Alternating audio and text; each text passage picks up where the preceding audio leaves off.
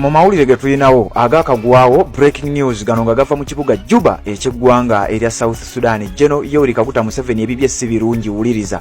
Omukulu ono akulembera eggwanga erya Uganda yagenda mu ggwanga erya South Sudan gye buvuddeko akozesa ennyonyi z'eggwanga erya Uganda.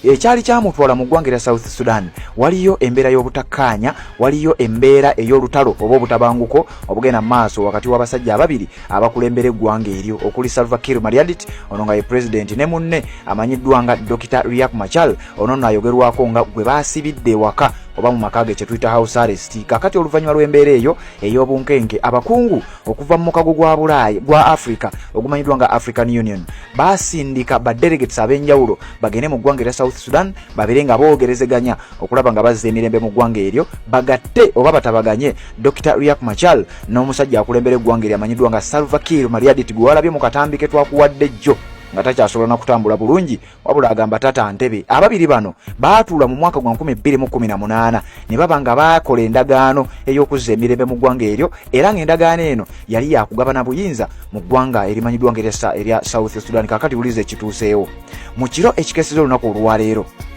General Yoweri Kaguta Museveni ng'amagye ag'eggwanga erya Uganda People's Defence Forces gasindikibwa okulaba nga gamuwa obukuumi mu kibuga Juba. Kakati ulire ekyabaddewo mu bukuumi obw'ekika ekyawaggulu ng'amaze okubeera ng'ayogerezeganya ne president w'eggwanga erya South Sudan amanyiddwa nga Salva Kiir Mayardit. Omukulu yabadde ateekateeka era babadde bamaze okukola enteeseganya zonna okulaba ng'agenda ayogerezeganye ne munne amanyiddwa nga Dr. Riek Machar okulaba nga bazza emirembe mu ggwanga lino. Jjukira nkugambye Dr. Riek Machar baamusibira mu makaage kye tuyita house arrest. Kakati General Yoweri Kaguta Museveni ekyali kimututte kulaba ng'atabaganya ababiri bano wabula we twogerera Dr. Riek Machar yagaanye era yakombye kwerima ategeezeza nti ye mu bantu baali wiringi okwogera nabo mu kuzza emirembe mu ggwanga lino takkiriza kulaba ng'ayogera ne General Yoweri Kaguta Museveni. Era kino kireese embeera y'obunkenke okubanga yeeyongera, kireesewo ebigambo ebibuuza oba ebibuuzo bingi nnyo ku nsonga y'okuba nti okutabaganya kuno kukyagenda mu maaso oba bigenda kukomaawo General Yoweri Kaguta Museveni adde ewuwe n'abali basigale mu mbeera yaabwe. Jjukira olunaku olwajjo gwazza tugoberera nakuwadde amawulire nti ab'oludda oluvuganya abakulemberwa musajja mukulu ono eyasibwa amanyiddwa nga Dr. Riek Machar baavuddeyo ne bategeeza abakungu ba African Union nti twagala mu forcinge amagye g'eggwanga erya Uganda gafulume mu bunnambiro ekibuga Juba gave mu ggwanga erya South Sudan kubanga tukimanyi bulungi nnyo nti be bali emabega ew'okulinnyirira emirembe mu ggwanga lyaffe. Kakati we twogerera bano baasabye ne bategeeza twagala mu forcinge eggwanga erya Uganda likwatemu ebyabwe badde Kampala babere nga bagenda bakolera effujjo lyabwe eyo. Zibadde zikyali bwe zityo agavaayo gatulaga nti Dr. Riek Machar yategeezera akabatemye mwogere byammwe naye nze siri wiringi kubeera nga njogera ne General Yoweri Kaguta Museveni kubanga nkimanya ayina sayidi.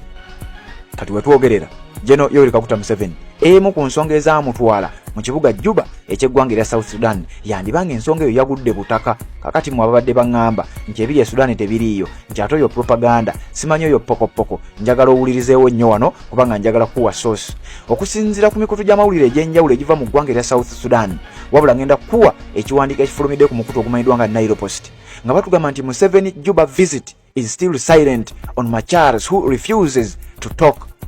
Nti okukyala kwa General Yoweri Kaguta Museveni mu kibuga Juba okulaba nga atereeza ensonga wakati wa Dr. Riek Machar n'omukulu amanyiddwa nga Salva Kiir Mayardit. Ensonga zino zaagoyinze silenti oluvannyuma lwa sayidi emu naddala eya Riek Machar okuvaayo n'ategeeza tali wiringi era si mwetegefu kubeera ng'ayogerezeganya ne General Yoweri Kaguta Museveni. Uliriza. President Museveni's visit to South Sudan's capital Juba remains halfway across the line. As one of the major aspects of it, a meeting with First Vice President Riek Machar remains the cumbersome element. General Yoweri Kaguta Museveni okukyala kwe mu kibuga Juba eky'eggwanga erya South Sudan bwe twogerera nga kulabika kuzzeemu embeera ey'okuba nti tebigenda kubanyumira oluvannyuma lw'okuba ng'emu ku nsonga esingira ddala obukulu nga kwe kwabadde okumiitinga amyuka omukulembeze w'eggwanga erya South Sudan amanyiddwa nga Dr. Riek Machar. Wabula nga kigambibwa nti ono yagaanye era yakombye kwerima yategeeza si mwetegefu kubeera ng'ayogerezeganya ne Museveni. Museveni arrived in Juba apparently according to an invitation from his counterpart Salva Kiir Mayardit a few hours later than a mediation committee from the African Union, also dubbed the Council of the Wise. Museveni yatuuka mu kibuga Juba, jjukira nga bwe nkugambye era nga bwe nzize nkugamba gwa zaatugoberera byenjogerako obimanyi mikoto gyanjawulo kwe tusinzira okubanga tukuweererako bino kakati wuliriza ripooti bweri. Museveni oluvannyuma lw'okutuuka mu kibuga Juba nga n'abakungu okuva mu mukago gwa African Union abali mu kye tuyita Council of the Wise nga nabo baali bakamala okutuuka mu ggwanga eryo ng'era bonna kaweefube y'omu olaba nga boogerezeganya n'abakungu bano abakulembera eggwanga erya South Sudan batabaganye omukulu amanyiddwa nga Salva Kiir Mayardit ne munne amanyiddwa nga Dr. Riek Machar bwe yakwata n'aggalira mu kye tuyita house arrest. Kakati wuliriza kigambibwa nti ono yagaanye okwogerezeganya ne General Kaguta Museveni ku nsonga ezitanategerekeka. According to the sources close to Dr. Riek Machar, the first vice president of the South Sudan has refused to talk, citing any talks within Juba are not safe, and he would rather determine the environment and the convenience of such talks. Nti okusinziira ku baliraanye omukulu amanyiddwa nga Dr. Riek Machar oyo gw'olaba abamu ku bamuli okumpi baavuddeyo ne bategeeza nti omukulu yatugambye enteeseganya zonna ezirimu Museveni naddala nga ziri mu kibuga Juba ekyamazima ziyinza okuba nga teziri seefu yadde akatono, era n'ategeeza nti waba wakuteesa yeetaga environment eri open ate eri convenience gyali okulaba nga enteeseganya zino ziyinza okuba nga zabwenkanya. Mu bufunze yandibanga ayagala babeere nga ababatabaganya bantu balala nnyo ate ng'enteeseganya alabika ayagala zibeere nga ziri bweru w'eggwanga erimanyiddwa nga erya South Sudan. Kakati no wetwogerera omukulu amanyiddwa nga General Yoweri Kaguta Museveni ebibye byandibanga tebigenda kutambulanga bwe baali babibaze kuba nkugambye yagenda mu kibuga Juba ng'ekigendererwa ekikulu kulaba nga atabaganya bano ab'eggwanga erya South Sudan okuli Dr. Riek Machar ne Salva Kiir babeere nga baddamu okubeera nga bakwatagana. Kakati wetwogerera wandikeera ku makya n'olaba ennyonyi ey'eggwanga erya Uganda eyamutwala ng'ate eri mu bbanga mu bwengula eri mu kubeera ng'emukomyawo mu ggwanga erya Uganda oluvannyuma lw'embeera okubeera ng'erabika egaanye. Wuliriza.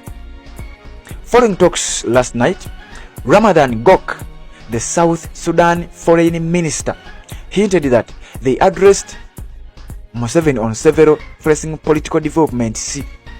Okusinziira ku bavaayo, Minister ow'ensonga z'ebweru w'eggwanga mu ggwanga erya South Sudan bamuyita Ramadan Gok ono yategeezezza twogedde ne Museveni era tuliko ensonga ze tumugambye ez'enjawulo naddala ku nsonga z'ebyenkulaakulana naddala mu byobufuzi eby'eggwanga erya South Sudan.